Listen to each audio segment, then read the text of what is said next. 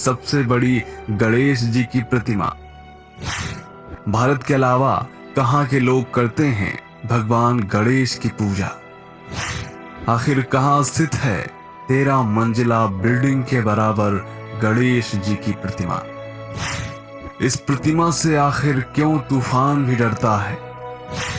आजकल भारत में गणेशोत्सव की धूम मची हुई है। भारत के हर कोने में गणेशोत्सव काफी धूमधाम से मनाया जाता है, लेकिन क्यों? क्या आप जानते हैं कि दक्षिण भारत की तरह उत्तर भारत में गणेश प्रतिमा का विसर्जन क्यों नहीं किया जाता? किस देश में भगवान गणेश की सबसे बड़ी प्रतिमा है? इन सभी प्रश्नों के उत्तर जानेंगे आज के इस वीडियो में, तो कहीं मत जाइए, बने रहिए हमारे साथ वीडियो के अंत तक। चैनल को सब्सक्राइब करें तथा कमेंट में जय श्री गणेश लिखना ना भूलें। महाराष्ट्र में गणेशोत्सव काफी हर्षोल्लास के साथ मनाया जाता है। इस उत्सव के दौरान पूजा पंडालों में बड़ी बड़ी विशाल प्रतिमाएं स्थापित की जाती हैं। परंतु क्या आपको पता है कि गणेश जी की सबसे बड़ी मूर्ति कहाँ है? आप सोच रहे होंगे कि भारत में ही कहीं होगी, परंतु आपको बता दें कि गणेश जी की सबसे बड़ी प्रतिमा भारत में नहीं है। अब आप सोच रहे होंगे कि भारत, नेपाल या कंबोडिया के अलावा और कौन सा देश हो सकता है जो गणेश जी पर इतनी श्रद्धा रखता हो कि दुनिया की सबसे बड़ी मूर्ति बनवा दे। तो दोस्तों, आपको यह बता दें कि गणेश जी की यह विशाल मूर्ति थाईलैंड के क्लांग ख्वेन शहर में है। इस शहर को सिटी ऑफ गणेश के नाम से भी जाना जाता है। गणेश इंटरनेशनल पार्क में लगी भगवान गणेश की इस प्रतिमा की ऊंचाई 40 मीटर यानी 131 फीट है। 13 मंजिला इमारत के बराबर ऊंची यह मूर्ति पूरी तरह से कांसे से निर्मित है, जो कि विश्व की सबसे ऊंची मूर्ति है। कांस्य धातु से निर्मित यह मूर्ति देखकर कई लोग ये अंदाजा लगाते हैं कि ये मूर्ति सदियों पुरानी रही होगी, लेकिन ऐसा नहीं है। ये मूर्ति सदियों पुरानी नहीं, बल्कि मात्र 10 वर्ष पुरानी है। जी हाँ दोस्तों, यह मूर्ति वर्ष 2012 में बनकर तैयार हुई थी। मूर्ति के मुकुट पर कमल का फूल और उसके बीच में ओम बनाया गया है। गणेश जी के हाथों में वो सभी फल रखे गए हैं जिन फलों को थाईलैंड में पवित्र कार्यों में रखा जाता है। इन फलों में एक है कटहल, दूसरा आम, तीसरा गन्ना और चौथा केला है। यह आम को समृद्धि का प्रतीक भी माना जाता है। इस प्रतिमा में भगवान गणेश के पेट पर एक सांप लपेटा हुआ है। सूंड में एक लड्डू तथा पैरों के पास उनका वाहन मूषक बैठाया गया है। साथ ही हाथ व पैरों में आभूषण हैं। इस मूर्ति को कांस्य धातु के 854 अलग अलग हिस्सों से मिलाकर बनाया गया है। गणेश जी की इस मूर्ति को कुछ इस तरह से बनाया गया है कि बड़े से बड़ा तूफान और भूकंप भी इस मूर्ति को नुकसान नहीं पहुंचा सकता। थाईलैंड में गणेश जी को भाग्य और सफलता के देवता के रूप में पूजा जाता है। इस मूर्ति को बनाने में 4 साल का वक्त लगा था। दोस्तों, थाईलैंड में सदियों पुराना भारतीय प्रभाव है। यहाँ एक अजीब विशेषता यह है कि यहाँ के लोगों ने बौद्ध धर्म तो स्वीकार किया, परंतु अपनी हिंदू संस्कृति बचाए रखी। थाईलैंड में बहुत सी हिंदू निशानियां मौजूद हैं, जैसे कि यहाँ के एयरपोर्ट का नाम स्वर्ण भूमि है और यहाँ समुद्र मंथन का दृश्य भी बनाया गया है। थाईलैंड में वैसे तो लोकतंत्र है, परंतु राष्ट्राध्यक्ष के रूप में यहाँ राजा सर्वोपरि है। प्रत्येक राजा को राम कहा जाता है। 14वीं सदी में यहाँ अयोध्या की स्थापना हुई थी और यह थाईलैंड की राजधानी हुआ करती थी। इसे स्थानीय भाषा में अयुत्या कहा जाता है।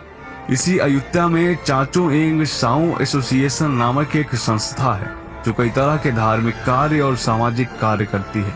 इसी एसोसिएशन के प्रेसिडेंट पोल जेन समाचाई वानिशेनी ने तय किया कि विश्व की सबसे ऊंची गणेश प्रतिमा यहाँ लगाई जाएगी और इसके बाद क्लांग ख्वेन शहर में 40,000 वर्ग मीटर की जगह तलाशी गई। पहले यहाँ एक पार्क बनाया गया, बाद में यहाँ यह मूर्ति लगाई गई।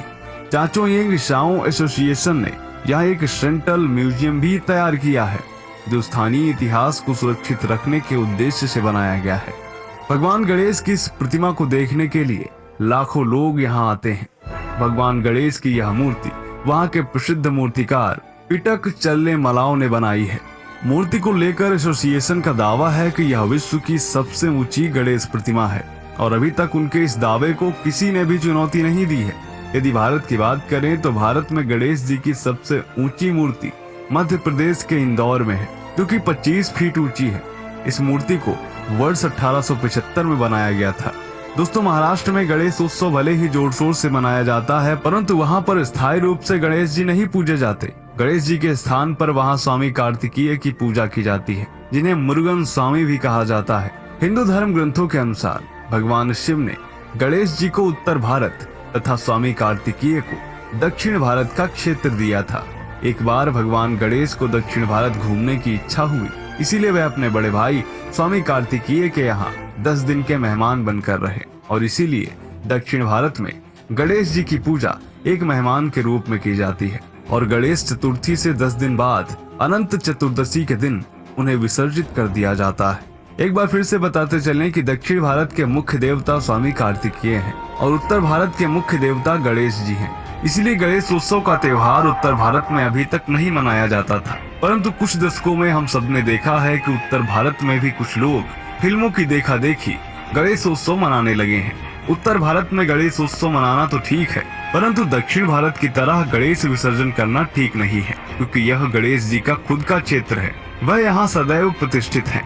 धर्म ग्रंथों को बिना जाने जो लोग दूसरों की नकल करते हुए गणेश विसर्जन करते हैं, वह सरासर गलत है और ऐसा करने से भगवान गणेश का अपमान भी है और हमें इसका दोष भी लगता है। इसलिए सभी उत्तर भारतीय दोस्तों से निवेदन है कि पहले अपने धर्म ग्रंथों को अच्छी तरह समझ लें, फिर इस तरह का धार्मिक कार्य करें। फिल्मों की देखा देखी या दूसरों की नकल करने से धर्म का भी अपमान होता है। वीडियो पसंद आए तो लाइक करें, चैनल को सब्सक्राइब करना ना भूलें।